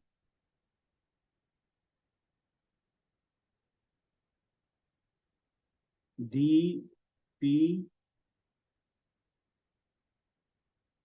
स्मा, अरण्यं सॉरी, अरण्यं धावन्ति। ये दीपिस्मा का पंचमी का अर्थ क्या हो जाएगा? ये क्या होगा? बाघ से। मतलब ये जो मिगा जो है अनेक वचन में, अनेक हरिण बाघ, एक बाघ से अरण्य की ओर मतलब जंगल की ओर दौडते हैं. मतलब अनेक हरिणे वाघापासून अरण्याकडे धावतात, असं ह्या वाक्याचा अर्थ होईल. आणि अगर यही मुझे अनेक वचन में करना है तो क्या लिखेंगे? दी पी ही या भी. मतलब मिगा दीपी ही या दीपी भी अरण्यं धावंती. ये अरण्यं ये ऐसा है यहाँ पे न्य और इसको य और ये. तो मिगा दीपी ही दीपी भी अरण्यं धावंती. ओके. तो मतलब और बहुत सारे हरिण, बहुत सारे हिरण अनेक बाघों से मतलब अनेक टाइगर से अरण्य की ओर, एक अरण्य की ओर दौड़ते हैं. मतलब भागते हैं, दौड़ते हैं, ऐसा हम कह सकते हैं. ओके, ये इसका मीनिंग हो गया. तो पंचमी के जो प्रत्यय जो है वो मैंने यहाँ लेफ्ट साइड में भी लिख दिया है सेपरेटली, तो आप देख सकते हो.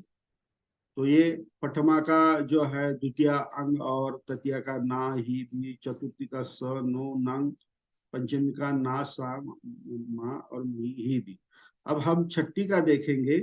तो छठी का जो प्रत्यय जो है, छठी के जो प्रत्यय है वही जो चतुर्थी के होते हैं वही छठी के होते हैं.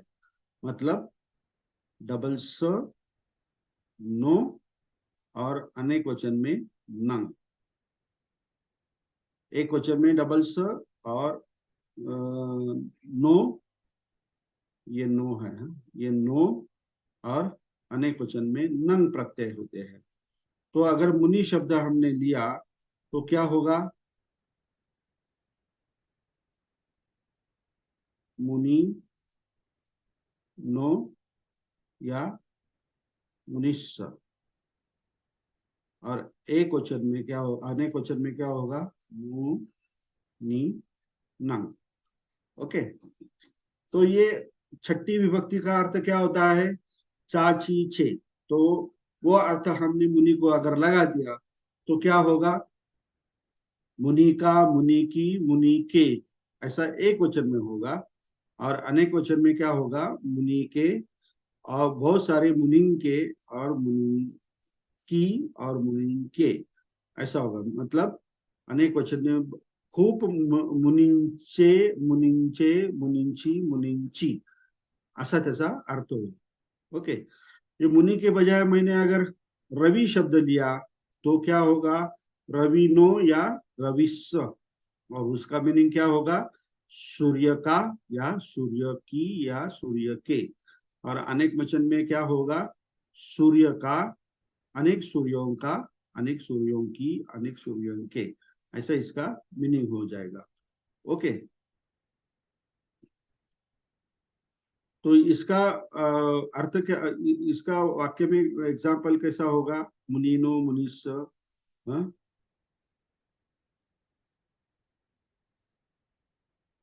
बालको, मुनि नो या मुनिस्स, शिवरं नेति. मतलब एक बालक एक मुनि का, मुनि के चिवर ले जाता है. ले ले जाता है. नेति का मतलब होता है ले जाना. हाँ, नेति. तो बालक को एक मुनि का चिवर जो है वो ले जाता है, इसका मतलब हो गया. और अगर हम देखें अनेक वचन में तो मुनिनो या मुनिस्य के जगह पे क्या लिखेंगे अनेक वचन में? मु नि नंग. ओके. तो एक बालक अनेक मुनि के चीवर ले जाता है, ऐसा इसका मीनिंग हो जाएगा। ओके, तो इसी तरह ये छठी विभक्ति के जो प्रत्यय है यहाँ पे मैंने लिख दिया है, स और नो और अनेक वचन में नंग। ये आपको ये ध्यान में रखना है। ये जैसे बुद्ध शब्द के जो प्रत्यय है आपको ध्यान में आपने रखा है, उसी तरह ये इकारांत शब्द की जो प्रत्यय है हर एक विभक्ति में, के ये आपको ध्यान में रखना है। तो वो कैसे ध्यान में रखना है ये भी मैं आपको बताऊंगा, ताकि आपको कोई परेशानी नहीं होगी। तो यहाँ पे बहुत सारे ट्रिक्स है, वो मैं आपको बताऊंगा कैसे ध्यान में रखना है, तो आपको कोई तकलीफ नहीं होगी। ओके, और लास्ट वन जो है, लास्ट वो क्या है, सप्तमी विभक्ति। तो सप्तमी विभक्ति का मतलब जो है ये आपको पता है क्या है। सप्तमी विभक्ति का मतलब चा वर, चा खाली, चा बाहर, आत, मतलब अंदर बाहर ऊपर नीचे। तो उसके जो प्रत्यय है सप्तमी के, वो है मी और स्मिम। ओके, मी और स्मिम। और यहाँ पे सु, सॉरी अनेक वचन में सु और सु, मतलब यहाँ पे सॉरी ये ऐसा नहीं है, सुई है। एक मिनट,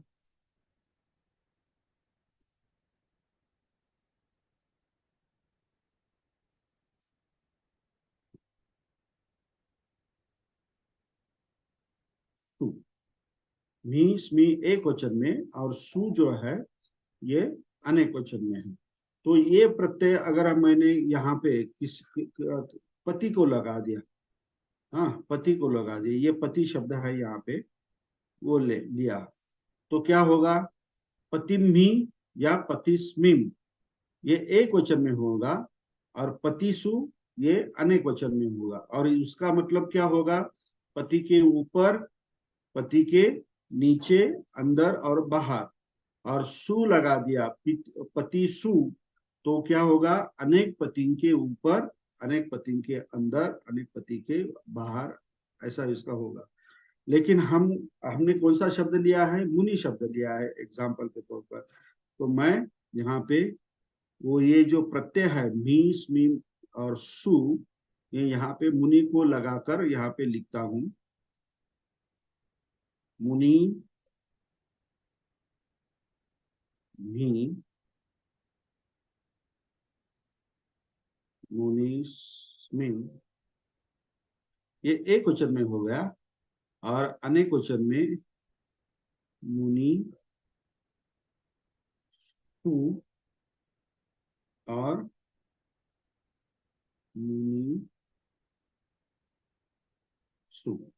यहाँ पे अगर देखेंगे आप, यहाँ पे मैंने दीर्घ तो लिखा ही है, ये तो कंपलसरी है, बहुवचन में दीर्घ ही लिखना है, लेकिन ऑप्शनल यहाँ पे आप ह्रस्व भी नी लिख सकते हो।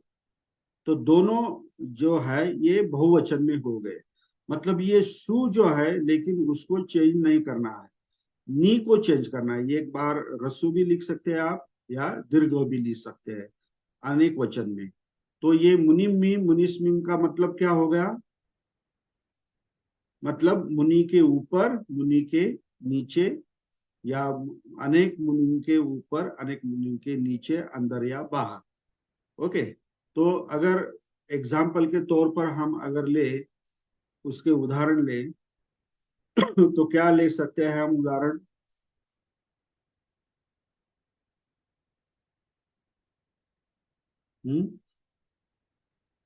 मुनिमी मुनिस्मिम या मुनिसुम,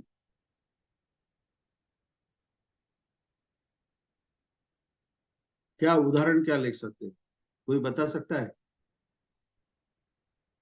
मराठीतून सांगा, आपण त्याचं इंग्रजीतून आपलं पालीमधून करू किंवा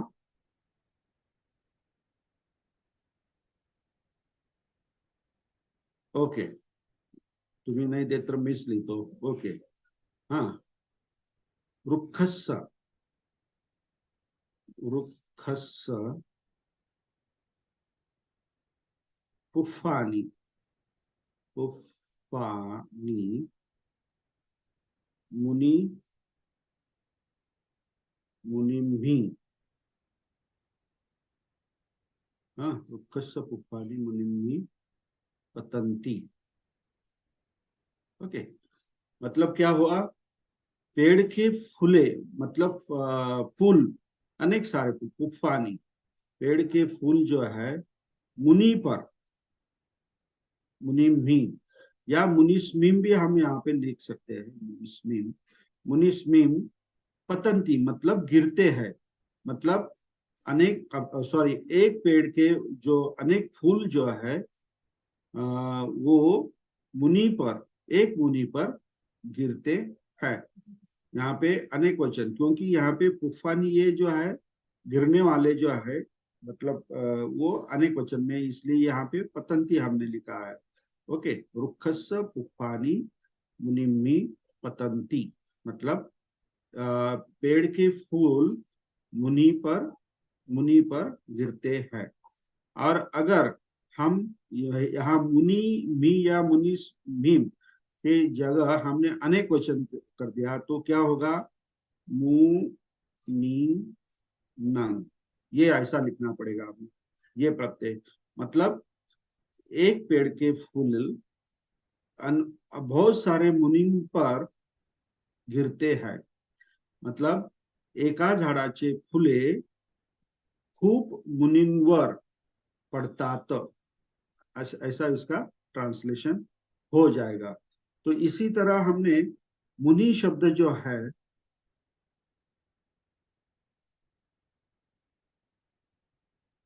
इकारांत शब्द, कौन सा शब्द है मुनि, इकारांत शब्द। ओके, इकारांत, तो इकारांत जो शब्द है मुनि के अलावा बहुत सारे दूसरे शब्द भी हमने देखे, जैसे रवि, ईसी वगैरह, तो उसे भी लेकर हमने यहाँ पे उसके एग्जाम्पल लिए हैं।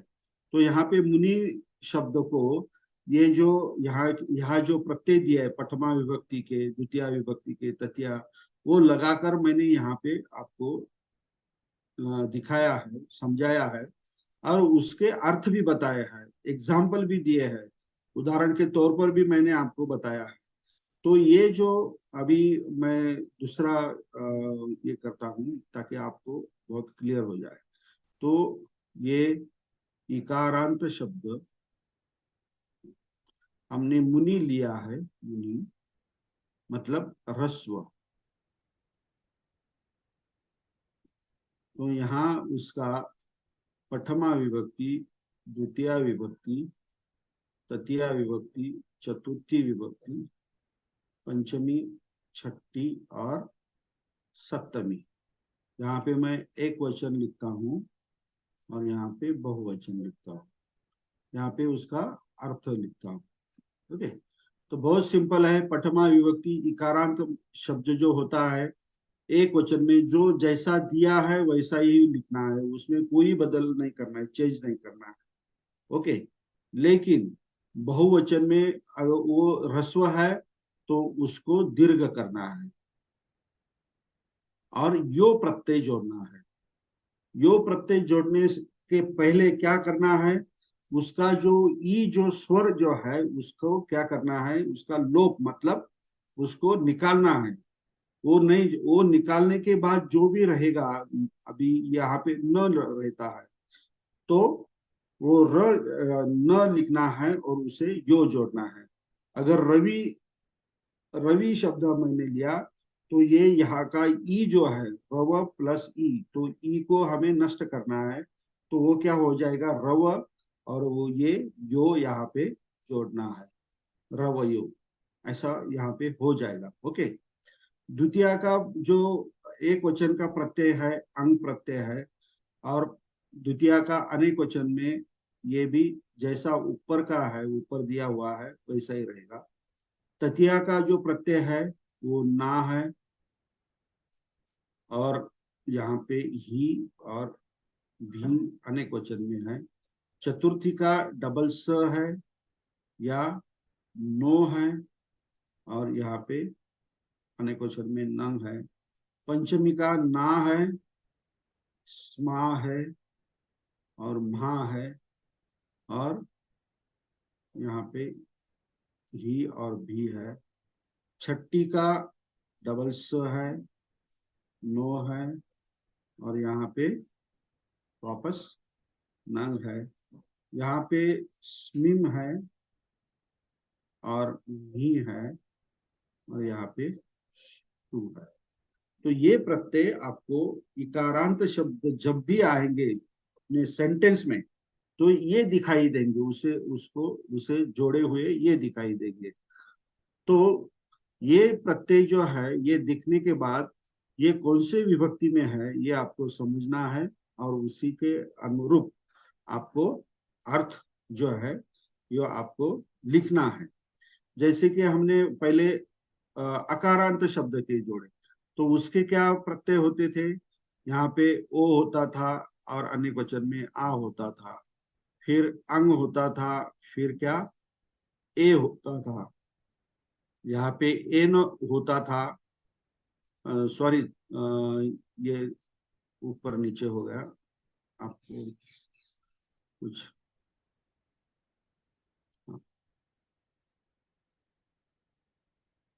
तो यहाँ पे ओ और आ, यहाँ पे द्वितीय विभक्ति अंग और ए, तृतीय विभक्ति में ए न लगाते थे हम, और यहाँ पे ए ही और भी। चतुर्थी में क्या लगाते थे, स और आय, और इधर आनंग लगाते थे। पंचमी में आ, माँ और माँ, और ए ही ए भी। अभी यहाँ पे जगह नहीं है, मैं नहीं लिखता हूँ। और यहाँ पे छठी में क्या था, स और आनंद, और यहाँ पे ए, स्मिम भी और एसु। ओके, तो ये सारे जो प्रत्यय जो है ये यहाँ पे मैंने अभी लिखे हैं।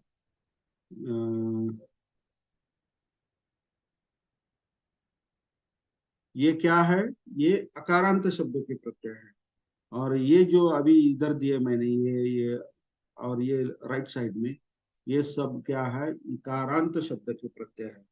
तो ये हमें याद रखना है या डिसाइड करना है। और जैसे ही हमने अभी एग्जाम्पल भी लिया है, तो ये विभक्ति का अर्थ समझाने के लिए मैंने लिया है। लेकिन अगले क्लास में मैं ये इकारांत शब्द की जो किताब में दिए हुए जो एग्जाम्पल है वो बहुत सारे हम लेंगे, तो आपको और अच्छी तरह से ये समझ में आ जाएगा।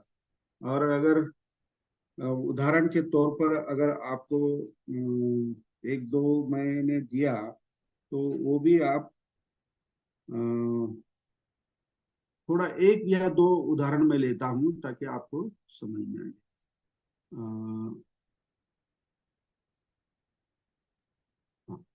तो यहाँ पे मैं एक लिखता हूँ, बुद्धो भिक्खुनं, भिक्खुनं धम्मं देसेति, भिक्खुनं धम्मं देसेति। ओके, हाँ, तो इसका ट्रांसलेशन कौन कर सकता है, अभी हैंड रेज कीजिए। मैंने आपको सब अभी बताया है। अगर किसी को ये समझ में नहीं आया तो मैं बताऊंगा, don't worry. Okay, Bhagwan sir, जेठे, you are not allowed. Oh sorry sir, sorry sir, sorry. Let दूसरों को भी चांस दीजिए आप। हाँ, ओके, नेक्स्ट धर्मशीला। हाँ, नमो बुद्धाय। हाँ हाँ, बताइए। बुद्ध अनेक भिक्खूंना धम्म देतात. कारण की ते हे आहे ना, म्हणजे आपण आदरार्थ. Okay, good good good good. मतलब ये भिक्खुनंग का मतलब क्या है? कौन सी विभक्ति है?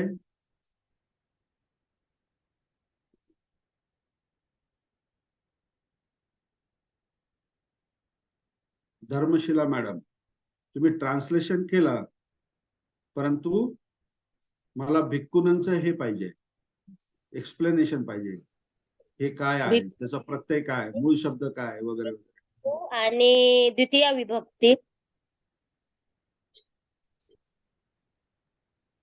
ओके, चुकलं तुमचं। नेक्स्ट कोण आहे? संजीव गौतम, अनम्यूट संजीव गौतम। नमो बुद्धाय सर। हाँ, नमो बुद्धाय। हाँ, बताइए। बुद्ध भिक्षुओं को धम्म देते हैं। बुद्ध भिक्षुओं को धम्म देते हैं। ऐसा ट्रांसलेशन है? जी। रॉन्ग है, रॉन्ग। और कोई? देवयानी पाटिल।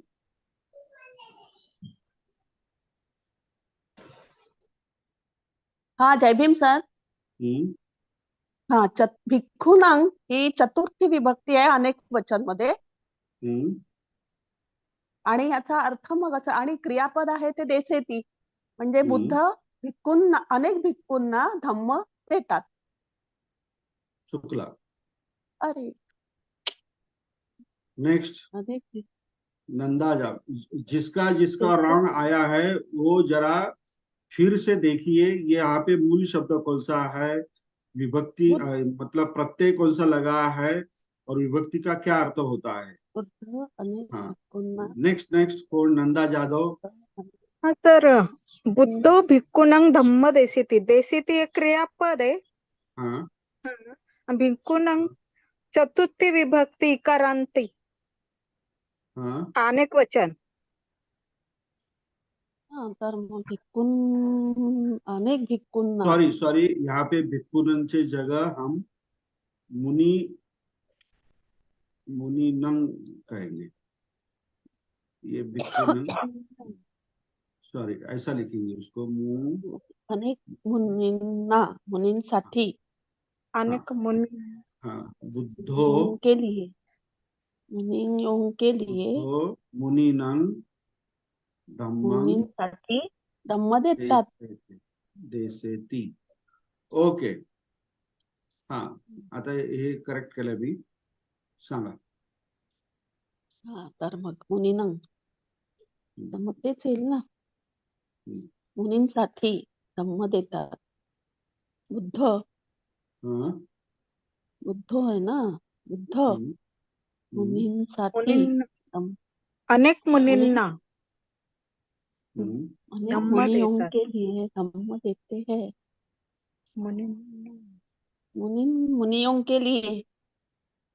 Very good. मुनियों के लिए, मुनींसाठी, मुनींकरिता, ही चतुर्थी विभक्ती अनेक वचनामध्ये आहे। मुनी शब्द हा मूळ आहे आणि नंग त्याला प्रत्यय लागलेला आहे। तर आधीच्या ज्यांनी सांगितले तर त्यांनी काही बघितले नाही, बस ते जमतंय, बुद्ध मुनींना धम्म देतात बस असं म्हणून मोकळे।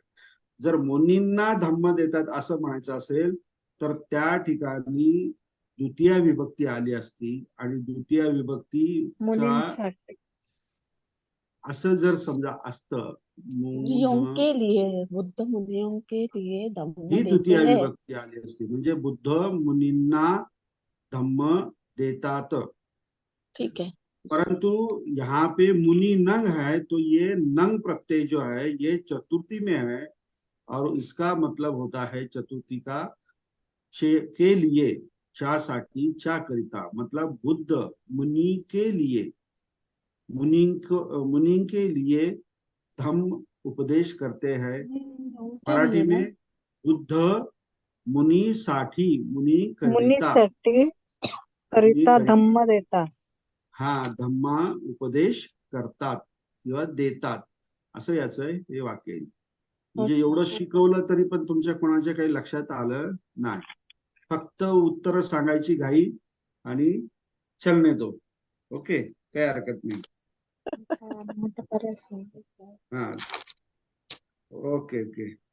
नेक्स्ट, इथे परत मी एक उदाहरण देतो. मुनी अरण्ये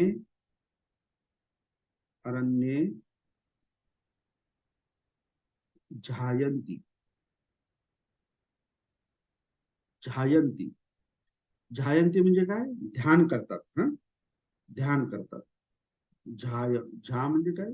ध्यान करणे. आता याचं मला घाई करू नका, आलं लक्षात? प्रत्येक शब्द काय आहे, त्याचा प्रत्यय काय आहे, कोणत्या विभक्तीमध्ये आहे, कोणत्या अंताचा स्वर शब्द आहे, स्वर अंताचा शब्द आहे. इथे मी 2च दिलेले आहेत फक्त, पण व्यवस्थित सांगा. हा, वैशाली मॅडम. जमीन सर, हाँ मुनि अरण्य में ध्यान करते हैं। अरण्य सप्तमी एक वचन।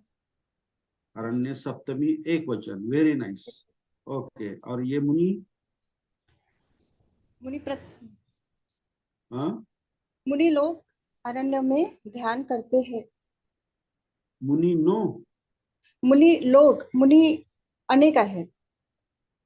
अच्छा अच्छा, हाँ, मुनि लोग. हाँ, ओके ओके. ये मतलब अनेक वचन में ही आपको पता चल गया है ना, ये मुनि हाँ, मालूम है ना? और की लगा ओके. इसलिए। हाँ, हाँ, मतलब अनेक मुनि अरण्य अनेक, में. हाँ, अरण्य में ध्यान करते हैं। Very nice, good. ध्यान करते हैं, वेरी नाइस. ओके, अभी मैं यहाँ पे लिखता हूँ मुनयो बुद्धं नमस्तति, मतलब नमति लिखता हूँ, नमंती लिखता हूँ. Okay, who will tell it? यहाँ पे इसका क्या मतलब होता है? मुनि लोग बुद्ध को नमन करते हैं। Very nice. मतलब मुनियो ये अनेक वचन में है ना, मतलब अनेक मुनि बुद्ध को नमन करते हैं. Good, very nice. और मैं आपको और एक उदाहरण, सावका मुनिना, सावका मुनिना सह गच्छन्ति. हाँ, सावका मुनिना सह गच्छन्ति. कौन ट्रांसलेशन कर सकता है? संजू जी गौतम. यस, संजू गौतम एक्सपर्ट हो गया अभी क्या? बोलिए. श्रावक मुनि के साथ जाते हैं, मुनियों के साथ जाते हैं। नो नो, मुनि ना। क्या होगा? Next, Pragya. Pragya madam, who is this Pragya madam? मी प्रज्ञा वाघ, तुमची स्टुडंट. मला तेच कन्फर्म करायचं होतं, म्हटलं आपले विद्यार्थी प्रज्ञा मॅडम तर नाही ना. हो, छान, तुम्हाला बघून आनंद वाटला मला.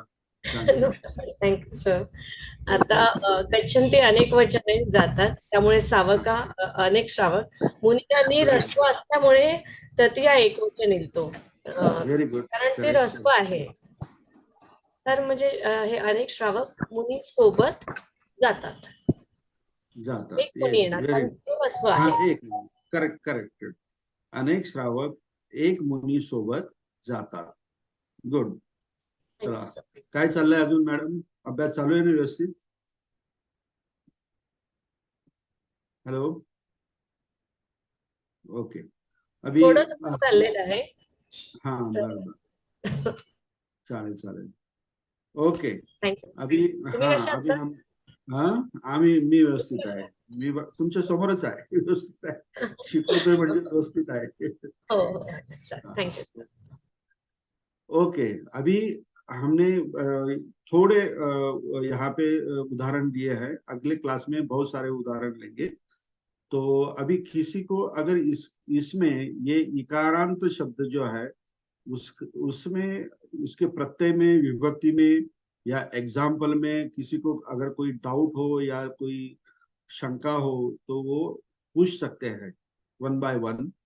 और आपको होमवर्क क्या है, बुद्ध शब्द का जो प्रत्यय है विभक्ति के प्रत्यय और मुनि शब्द के विभक्ति के प्रत्यय, ये आपको पाठ करना है, मतलब रिसाइट करना है, मतलब मुखद्गत करना है। हाँ, ध्यान में रखना है। और मैं किसी को भी अगर ये कितने हैं 115 स्टूडेंट थे, मैं किसी को भी पूछूंगा कि आप मुझे ई इकारांत का प्रत्यय बताइए, तो आपको बताना आना चाहिए। किसी को भी बताऊं पूछूंगा मैं रैंडमली ये करूंगा, तो आपको ये प्रिपेयर करके आना है। तो Chandrakala Singh raise hand. Okay, कहिए मैडम। प्रणाम सर। प्रणाम सर। प्रणाम प्रणाम, बोलिए।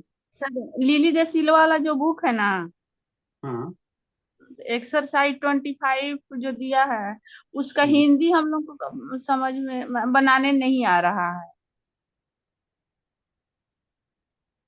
25 जी, एक्सरसाइज 25। क्या है बताइए ना, तो क्या है उस एक्सरसाइज में क्या है? मुनियो सीलम रखंता ग्रिम्मी गुहासु बसीसु। तो क्या नहीं आ रहा है आपको वहां पे? मैंने इस एक्सरसाइज का पूरा हम लोग को हिंदी आ जाना चाहिए ना, तो नहीं हम लोग समझ रहे हैं नहीं, कि नहीं क्या आएगा इसमें ना। जो आपने नहीं पढ़ा है, मैंने नहीं सिखाया है, वो आपको कैसे आएगा? मतलब मैंने ये एक्सरसाइज में वो दिया हुआ है, इकारांत वाले एक्सरसाइज में ये दिया हुआ है, वो और दिया हुआ बनाने का भी जो दिया हुआ है वो भी नहीं बनाने आ रहा है। तो कैसे इसके लिए कोशिश करें? नहीं नहीं, सुनो सुनो, अभी ये जो पाठ जो है ना, इसमें कुछ हमने नहीं सीखे हुए शब्द आते हैं इस जी पाठ जी में। ऐसे रखनता शब्द है, ये नहीं आया, ये हमने सीखा नहीं, तो आपको समझ में नहीं आया तो डिलीट कर दो, जी। छोड़ दो उसे। लेकिन बाकी जो सर शब्द तो हम है लोग को कब आएगा, कब लास्ट तक ले आ जाएगा ना? लास्ट तक पढ़ेंगे तो। लास्ट तक नहीं, अभी अभी जल्दी जल्दी आएगा। 1 by 1 सीखना है ना आपको, एक जी साथ जी। थोड़ी सीखेंगे अब। नहीं क्या, और तो एक साथ इसीलिए सारी चीजें नहीं। एक्सरसाइज हम लोग बना नहीं पा रहे हैं, नहीं नहीं नहीं, समझ अभी नहीं रहे हैं सभी। हम लोग के पास वर्ड का स्टॉक नहीं है। हाँ, तो ये जो पाठ जो है ना, ये अगले क्लास में हम लेंगे, तो मैं बताऊंगा आपको कौन सा उसका जी मीनिंग कैसा है, क्या है। ओके, जी, वर्ड लेकिन का अभी हम लोग का स्टॉक नहीं हो रहा पा रहा। क्या, वर्ड का स्टॉक कहाँ से होगा सर? वर्ड का स्टॉक मतलब? स्टॉक मतलब क्या? ज्यादा सा शब्द का संग्रह। हाँ, डिक्शनरी उनको चाहिए। स्टॉक, स्टॉक, ये जैसे से हाँ। स्टॉक। तो ये जो है ना, जो ये लिली डिसलवार का किताब है, उसके जी मेरे पीछे, पास है सर। हाँ, तो इसके पीछे बहुत सारे शब्द दिए हुए हैं, सब शब्दावली अच्छा। दिए हुए है, और ये वर्ब दिए हुए है, नाम दिए, बहुत सारा संग्रह है उसमें।